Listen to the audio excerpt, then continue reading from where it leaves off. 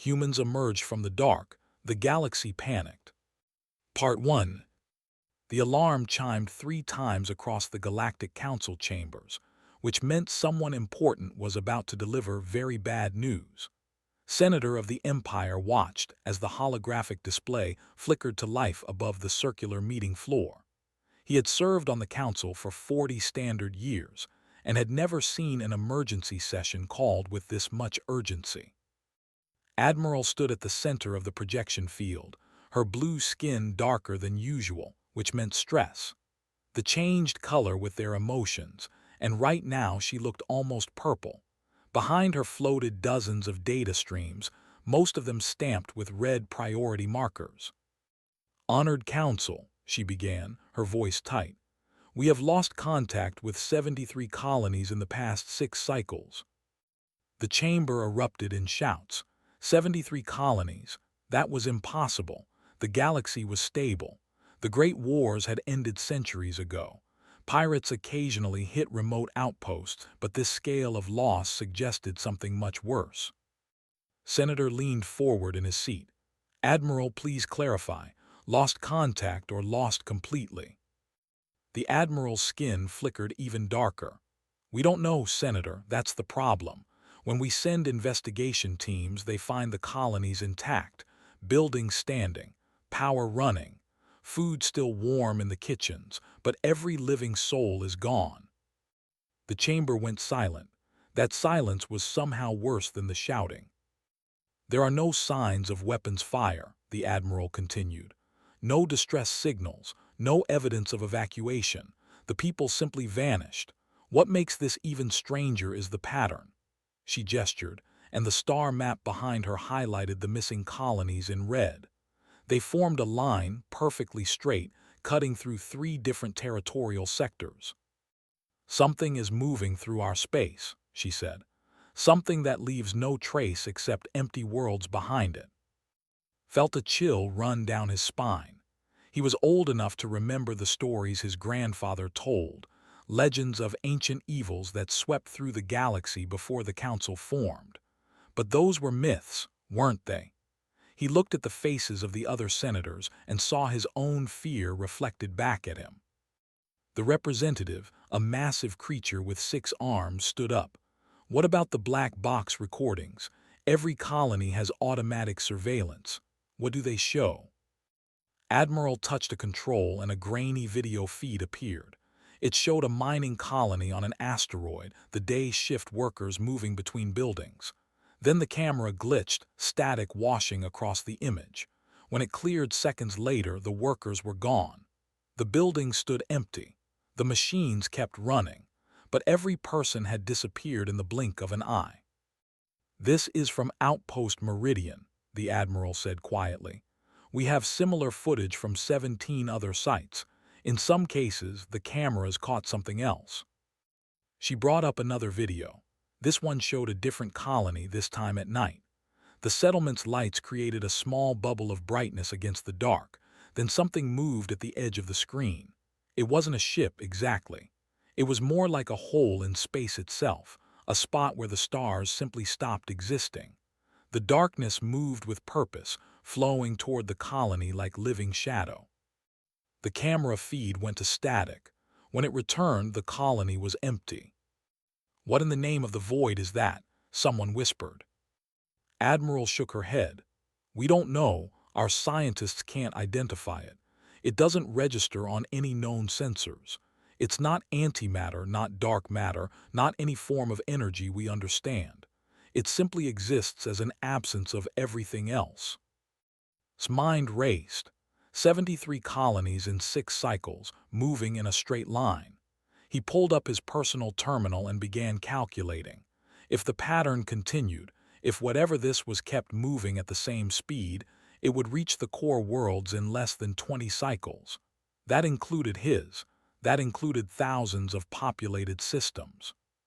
"Where is the line pointing?" he asked, though he already suspected the answer. The Admiral met his eyes. "Toward the galactic center, Senator, toward the heart of Council space." The chamber erupted again, but barely heard the chaos. His fingers moved across his terminal, pulling up old files he hadn't looked at in decades. The Council maintained records of every spacefaring species in the galaxy, including those they only observed without making contact. Some species were too primitive for first contact, some were too dangerous, and some, like humanity, had simply gone silent before they could join the galactic community. He found the file and felt his blood run cold. The line of vanishing colonies, when extended backward, passed directly through a small yellow star system, one that had gone dark 200 years ago. "The Sol system," he said out loud. Several nearby senators turned to look at him. "The line passes through the Sol system." Admiral nodded slowly. "We noticed that too, Senator. The humans were supposed to develop space travel within our observation window, but their radio signals stopped 2 centuries ago. We assumed they destroyed themselves like so many others do. It's one of the great filters." "What if they didn't?" asked. The question hung in the air like poison gas. The Admiral pulled up humanity's file. The hologram showed an old image of Earth, a blue and green world that looked remarkably pleasant. Next to it were biological scans of humans themselves, bipedal creatures that seemed almost fragile compared to most Council species. They had no natural armor, no venom, no telepathic abilities. They were clever with their hands and had large brains relative to their body size, but nothing about them screamed apex predator. The humans were a Category 7 species, the Admiral explained for those unfamiliar with the file.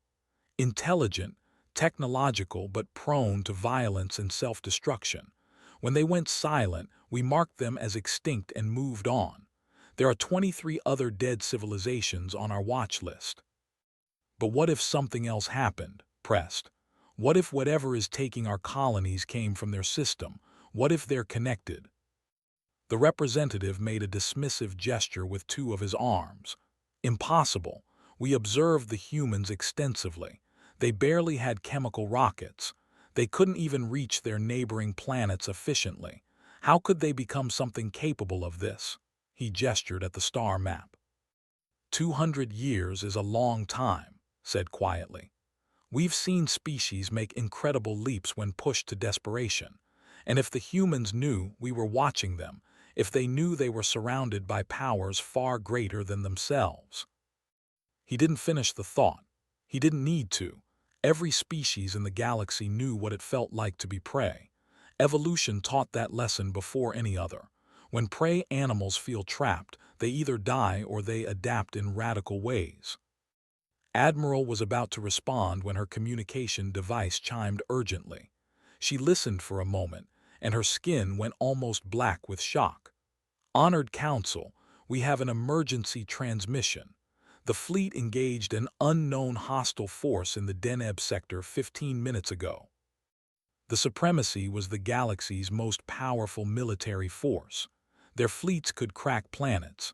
Their ships were virtually indestructible. If they were calling for help, something had gone terribly wrong. The Admiral brought up the transmission, and suddenly the chamber was filled with the sounds of battle. Alarms blared. Someone was shouting orders in the language, and underneath it all was a sound that made skin crawl, a deep resonance that seemed to vibrate in dimensions his ears weren't designed to hear. The video feed showed the bridge of a dreadnought. Through the behind the command crew, space itself seemed to be tearing open. Ships emerged from the tiers, but they weren't like anything had ever seen.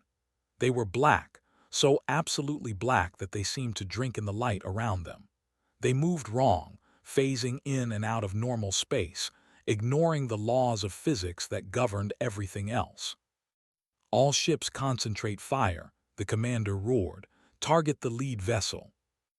Dozens of energy beams lanced out from the Supremacy fleet, enough firepower to vaporize a small moon. The beams hit the black ships and simply disappeared, swallowed by that impossible darkness. The alien vessels didn't even slow down. Then they fired back. Weapons that looked like crystallized shadow reached out from the black ships. When they hit the dreadnoughts, the great warships didn't explode. They simply came apart, their hulls unfolding like flowers blooming in reverse, revealing the crews inside for a brief moment before those two vanished into the dark. The transmission began breaking up, but not before the camera caught something painted on the side of one of the black ships. It was text, rendered in a dozen different languages from across the galaxy. And there, among the alien scripts, saw characters he recognized from the human observation files. English, the human language, the words read, USCV Void Walker. The transmission ended. 12 dreadnoughts, the most powerful warships in the known galaxy, had been destroyed in less than 8 minutes, and the things that destroyed them bore human names. The council chamber was absolutely silent. Admiral stood frozen, her skin having lost all color entirely, cycling through pale shades of shock. Senator stared at the frozen image of that black ship, at the human writing on its hull, and felt the weight of a terrible realization settling over him. The humans hadn't gone extinct. They had been very, very busy in the dark between the stars. And now, after 2 centuries of silence, they had emerged as something the galaxy had never seen before. Something that could make the supremacy look like children playing with toys. Somewhere in the council chambers, someone began to pray. Others soon joined them. Didn't pray. He simply sat in his seat and wondered if prayer would matter at all against whatever humanity had become. He thought about about the billions of souls throughout council space who had no idea what was coming. The darkness was moving toward them, and it wore a human face. Part 2. The emergency sessions continued for 3 days straight. Senator barely slept, surviving on stimulants and cold fear. The council had sent out every probe, every scout ship, every intelligence asset they possessed. The reports coming back painted a picture that became more terrifying with each update. The black ships weren't just destroying military targets. They were everywhere, appearing at mining operations, research stations, and remote colonies throughout the outer territories. But they weren't attacking anymore.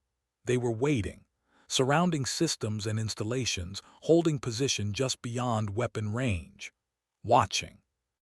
It was Counselor, the representative, who first suggested the obvious. "They want to talk," she said during the 4th emergency session. "This is a show of force. They demonstrated they can destroy our best military assets. Now they're waiting for us to respond." Admiral looked like she had aged 10 years in 3 days.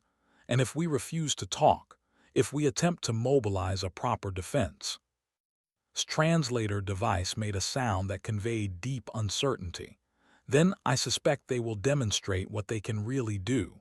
What we saw with the fleet was a skirmish. I believe they could do much, much worse if provoked." Agreed, though the words tasted bitter. The Council had maintained peace for 300 years by being the strongest force in the galaxy. Now they were suddenly, shockingly outmatched by a species they had dismissed as extinct primitives. The shame of it burned almost as much as the fear. The decision was made to send a diplomatic vessel to make contact. Volunteered immediately, much to the surprise of his colleagues. He was old, he told them. He had lived a full life. If the humans wanted to kill the Council's representatives, better to sacrifice someone who had already contributed to society than waste a young diplomat with centuries ahead of them. The truth was simpler and more selfish. He needed to see them with his own eyes. He needed to understand what humanity had become. The diplomatic ship Concordia launched 2 days later. It was a beautiful vessel, designed specifically for first contact scenarios. Its hull was inscribed with peace declarations in 800 languages. It carried no weapons and broadcasted friendship on all frequencies. Stood on the bridge, watching the stars streak past, and wondered if the humans would care about any of that. They traveled to coordinates provided by the human ships, a location in deep space far from any star. When they dropped out of faster-than-light travel, his breath caught in his throat. There were thousands of them, black ships of every size imaginable, from small fighters no bigger than shuttles to massive constructs that dwarfed the largest Council space stations. They hung in the void like a swarm of insects, and in the center of it all was something that made his mind rebel at the impossibility of what he was seeing. It was a city in space, but not built on any asteroid or artificial structure. It simply existed, floating in the darkness, its architecture flowing and organic like it had grown rather than been constructed. Buildings spiraled up from nowhere, connected by bridges that phased in and out of visibility. The entire structure seemed to breathe, pulsing with a dim light that came from within. "By the void," the Concordia's captain whispered. "What are we looking at?" "Evolution," said quietly. "We're looking at what happens when a species breaks every rule we thought governed reality." A communication came through and authorized the connection. The screen flickered to life, and he found himself staring at something that had once been human. The being on the screen was shaped like a human, with 2 arms, 2 legs, a head. But that's where the similarity ended. Its skin was black, not the black of normal skin tone but the absolute black of deep space. And within that darkness, stars moved. Actual stars, pinpricks of light that wheeled slowly beneath the surface of its skin like it contained entire galaxies within its flesh. Its eyes were worse. They were voids, empty spaces where eyes should be. But when looked into them, he saw nebulae being born and dying, saw the cosmic background radiation of creation itself swirling in those impossible depths. When it spoke, its voice came from everywhere at once, resonating in dimensions that made the ship's hull vibrate. "Galactic Council," it said. "We are pleased you decided to communicate rather than continuing to waste lives in futile combat. I am Void Walker 7. I speak for humanity." Forced himself to remain calm. He had conducted negotiations with species across the galaxy. He was trained for this, except no training covered talking to something that looked like it had been born from the universe's nightmares. "I am Senator representing the Galactic Council. We would like to understand what has happened to your species. You were classified as extinct." The being tilted its head in a gesture that was almost familiar, almost human. "We were dying. Our world was poisoned by our own hands. Our sun would not sustain us much longer. We knew you were watching us, knew you would make contact only after we achieved certain technological milestones. But we didn't have time to wait. Our species was facing extinction within 2 generations. So you did what?" "We adapted." Voidwalker 7 gestured and images appeared in the space around them.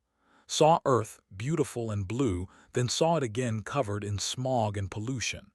He saw human cities crumbling, saw oceans rising, saw a species facing its final days. "We built the gateway," the human continued. "An experimental device meant to tear open space and give us access to faster-than-light travel. We needed to escape our dying world. We needed resources from other planets in our system." "What went wrong?" asked, though he suspected he knew the answer. "Nothing went wrong, Senator. The gateway worked perfectly. It just didn't do what we expected." More images appeared, showing a massive device floating in space near Earth. Saw it activate, saw it tear reality open like ripping paper. And beyond that tear was darkness. Pure, absolute darkness that seemed to have depth and weight. "We opened a hole into the space between dimensions," Voidwalker 7 said. "Into the dark, as we call it. A place where the laws of your reality don't apply.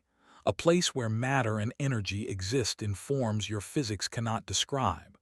The gateway was supposed to be closed after a brief test, but something came through from the other side." The images showed human scientists scrambling as their instruments went haywire.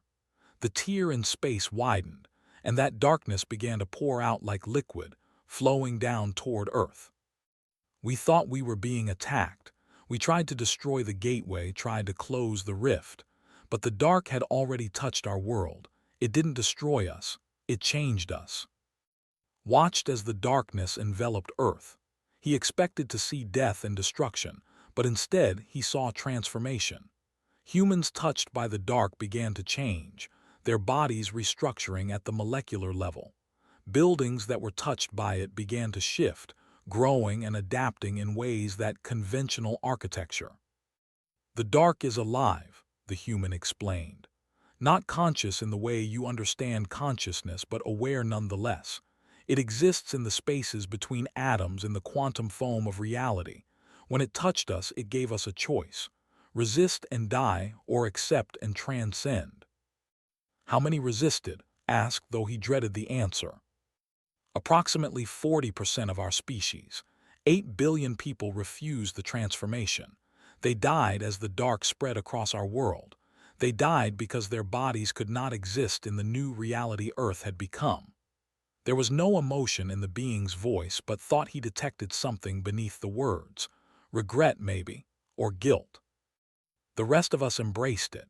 We learned to exist partially in the dark, drawing power from the quantum substrate of the universe itself. We no longer need planets or conventional resources. We can phase between dimensions, exist in multiple states simultaneously. We have become something new. The being leaned forward and had to resist the urge to step back. We spent 200 years exploring the dark, learning its secrets, building our civilization in the spaces you cannot see. We expanded throughout the universe, moving through the shadow spaces between your stars. And then we discovered something. What did you discover? Void Walker 7's expression changed, and for the first time saw something like fear cross that alien face. We discovered we are not alone in the dark. There are things there, ancient things that have existed in those spaces since before your galaxy formed. They are vast and old and hungry, and they are beginning to notice us. The holographic images shifted again, showing something that made mind rebel. Things that existed in too many dimensions, shapes that hurt to look at, entities that made the transformed humans look like children playing dress-up. We need help, the human said simply. The creatures in the dark are beginning to follow us back into your reality. We can fight them, but not alone. We need allies who exist fully in your dimension, who can anchor us to normal space and prevent us from losing ourselves entirely to the dark. Felt his mind reeling. The humans weren't conquerors. They were refugees. Refugees from a dimension of nightmares, running from things even worse than what they had become. And the colonies you took, he asked, the people who vanished. We offered them a choice just as we were offered a choice. Join us in the dark, become something more than they were, or remain behind. Most chose to join us. Some we took without permission because we needed them, because we were desperate and afraid. That was wrong. We acknowledge that. You killed billions during your transformation. You've abducted thousands of our citizens. You destroyed the fleet. And now you want us to help you fight monsters from between dimensions. Couldn't keep the incredulity from his voice. Void Walker 7 nodded slowly. Yes, because the alternative is worse for all of us. The things in the dark are coming, Senator. They're following our trail back into normal space. When they arrive, they won't distinguish between human and council species.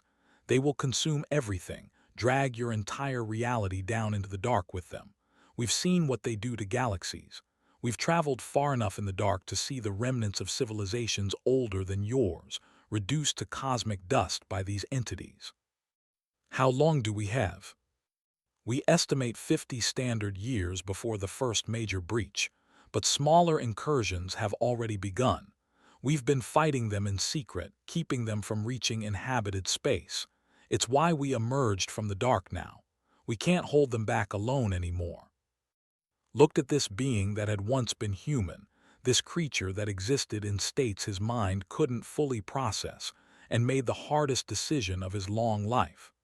I need to present this to the Council. You're asking us to ally with a species that has caused immeasurable harm to our people.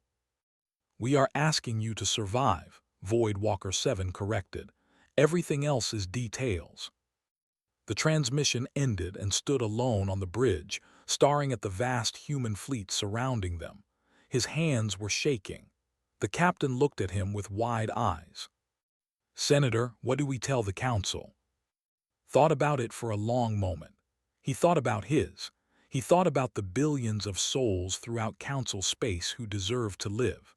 He thought about pride and fear and the terrible choices that survival sometimes demanded. "We tell them the truth," he said finally. "We tell them that humanity has emerged from the dark and that the galaxy must choose between accepting them as allies or facing extinction. We tell them that the age of the Council's dominance is over. A new era has begun, whether we like it or not." As the Concordia turned to begin the journey home, looked back at the impossible city floating in space, at the beings who had traded their humanity for survival, he wondered what choice he would have made if faced with the same decision. He wondered if any choice they made now would matter at all when things beyond comprehension came crawling up from the dark. The galaxy was about to change forever. All they could do was try to survive what came next. Part 3. The vote took 14 days, which was the fastest the Galactic Council had ever reached a decision on anything important. Normally, such matters would drag on for months as various species debated and negotiated. But the evidence was undeniable. The dark was already beginning to bleed into normal space. Admiral presented reconnaissance data that showed 3 separate incursions in unpopulated systems. The footage was disturbing beyond words. Things that should not exist forced their way through tears in reality, writhing masses of geometry that hurt to look at. In one case, a council observation post had been caught in an incursion. The crew's final transmission showed them being pulled into the dark, their screams cutting off as they simply ceased to exist in any meaningful way. The humans had fought back against these incursions, and the Council had watched those battles through long-range sensors. Void Walker 7 hadn't lied about their ability to fight these entities. The transformed humans could match the dark creatures in their own dimension, phase between realities to strike and retreat, use weapons that operated on principles the Council's scientists couldn't begin to understand. But the humans were outnumbered. For every incursion they stopped, 2 more appeared elsewhere. They were fighting a losing battle, buying time with their own transformed lives. Senator stood before the assembled council and made his case. "We face an impossible choice," he said, his voice carrying across the chamber. "Accept an alliance with beings who have harmed us, who have taken our people and destroyed our ships, or face extinction from threats we cannot fight alone. I know what my pride demands I say, but I also know what survival requires." The representative, a veteran whose fleet had been destroyed by the humans, rose to speak. Everyone expected him to demand war, to call for the complete destruction of humanity. Instead, he surprised them all. "The Void Walkers killed many of my people," he said slowly. "I will never forgive that, but I have reviewed the combat data from that engagement. They could have destroyed us all. Instead, they disabled our ships and left survivors. They demonstrated their power and then showed restraint. That suggests they truly do seek alliance rather than conquest." He paused, his expression pained. "I vote yes. I vote for the alliance." When the final tally came in, the result was narrow but decisive. The Galactic Council would accept humanity's offer of alliance. They would sign what became known as the Treaty of Two Realities. The treaty negotiations took place in neutral space, aboard a specially constructed station that existed partially in normal reality and partially in the dark. Was chosen to lead the Council's negotiating team, despite his age, perhaps because of it. They needed someone who could see past pride to the bigger picture. The treaty's terms were harsh on both sides. Humanity agreed to cease all unauthorized conversions of Council citizens. They would establish embassy nodes, special stations where controlled contact between realities could occur. Those who wished to join the Void Walkers could volunteer, but would be required to undergo extensive counseling first.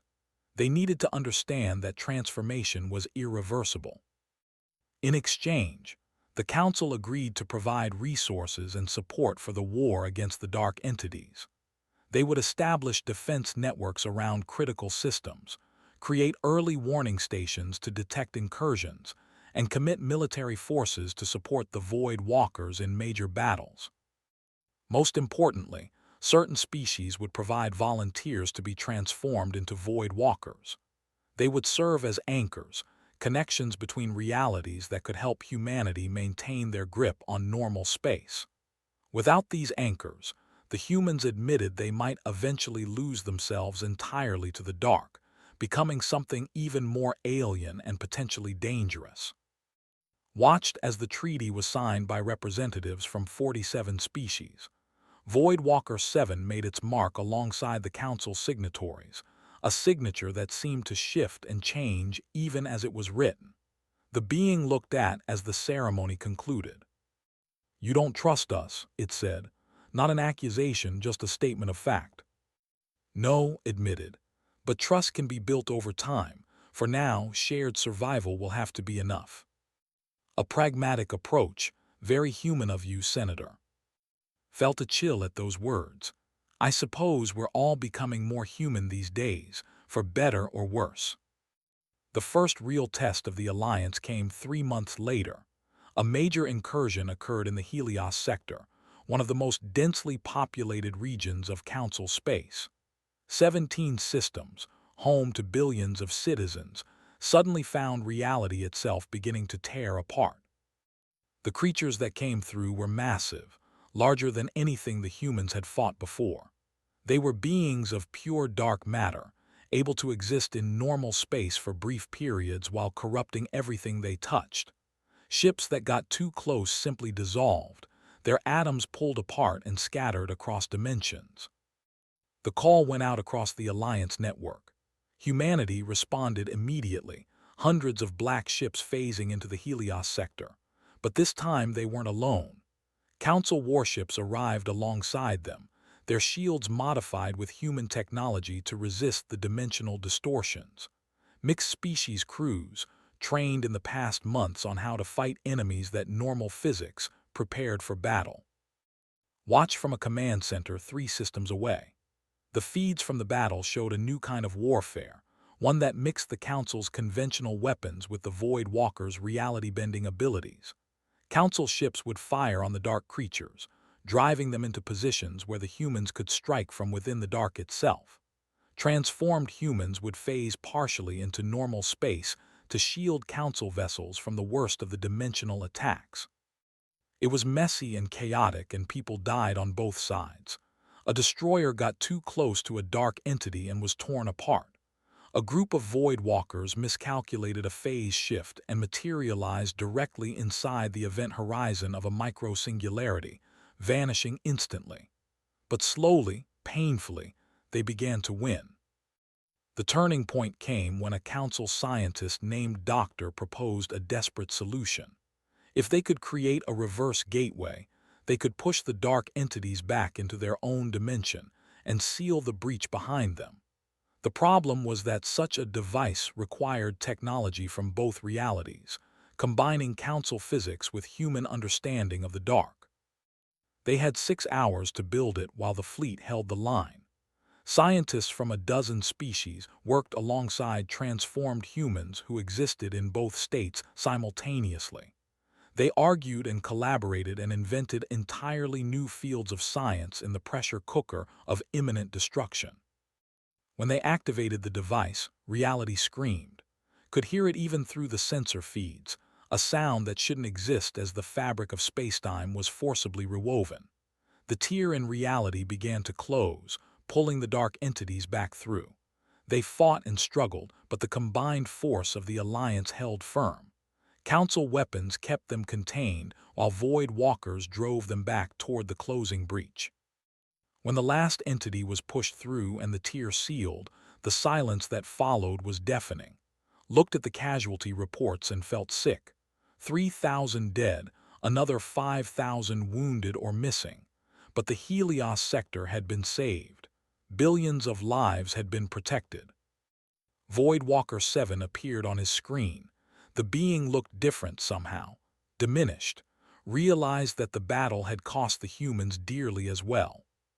47 of our people are gone, the human said quietly. Lost in the dark while fighting to protect your citizens.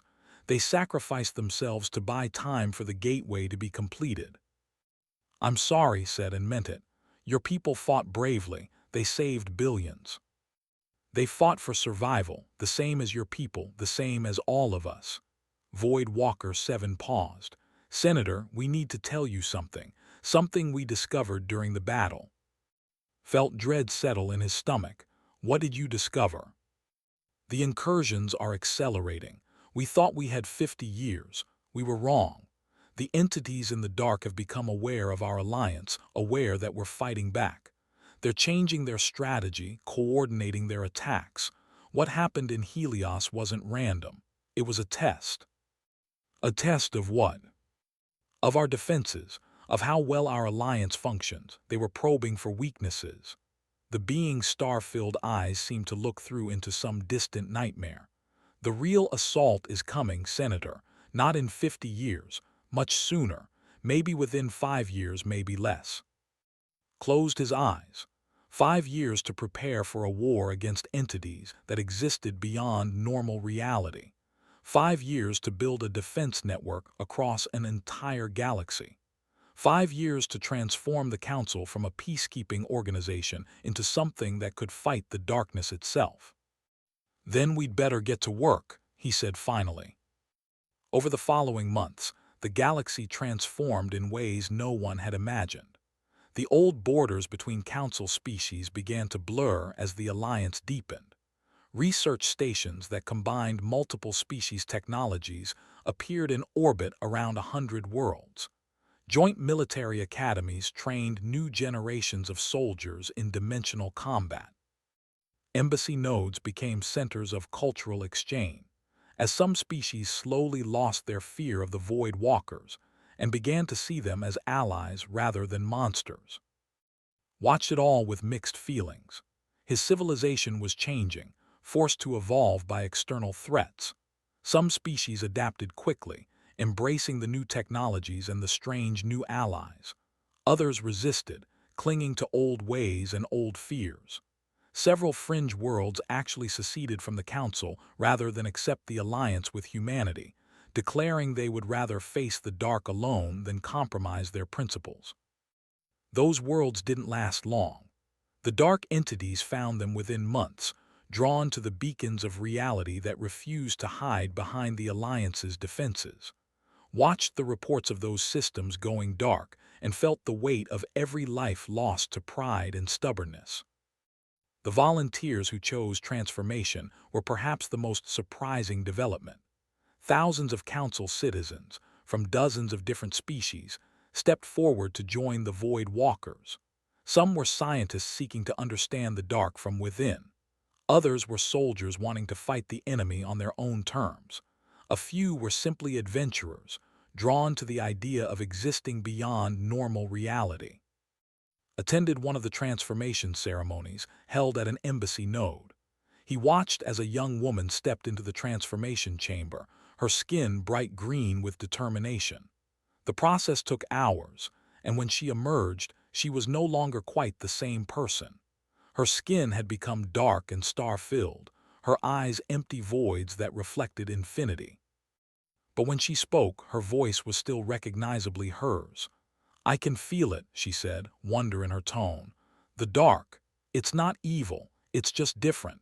It's another side of reality that we never knew existed, and I can help bridge the gap between it and normal space." She was the first of what would become thousands.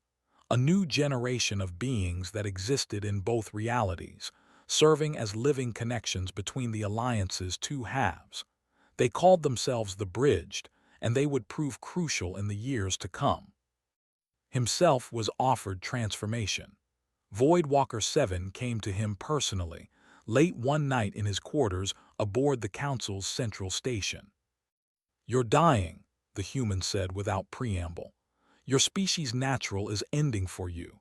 You have perhaps 10 standard years left, and that's with the best medical care available." Nodded slowly. He'd known this was coming. He was old, even by standards. "And you're offering me more time." "I'm offering you the chance to see this through, to help guide the Alliance through what's coming. In the dark, age means nothing. Your body would be restructured at the molecular level. You could live for centuries more. You could help ensure you grow up in a galaxy that survives. It was tempting, wouldn't pretend otherwise, but he shook his head. No, thank you for the offer, but no. The Alliance needs people like me precisely because we remain unchanged. We're a reminder of what we're fighting to preserve. If all the leadership transforms, we risk losing sight of why we fight. Voidwalker 7 tilted its head. A wise answer, and probably correct, but know that the offer remains open. If you change your mind, you need only ask. 3 years after the Treaty of Two Realities was signed, the real assault began. Not one incursion, but hundreds simultaneously across the galaxy. The dark entities came in waves, coordinated and purposeful. They targeted key systems, striking at the heart of the Alliance's infrastructure. The war that followed would last for generations. It was a war fought across dimensions, in the spaces between stars and in the quantum foam of reality itself.